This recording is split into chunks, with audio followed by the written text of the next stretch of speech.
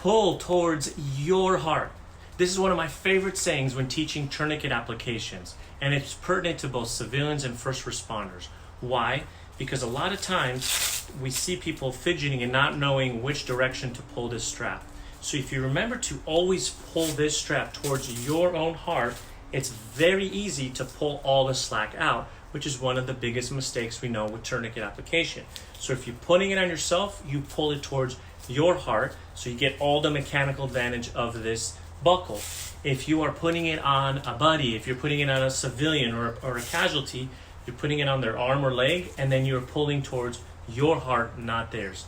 A common mistake we see is if you're trying to put this on yourself, it's much harder to push this away from you and create mechanical advantage. You see, it's hard to reach and to make this really nice and tight, which is, again, one of the common mistakes is these are not tight.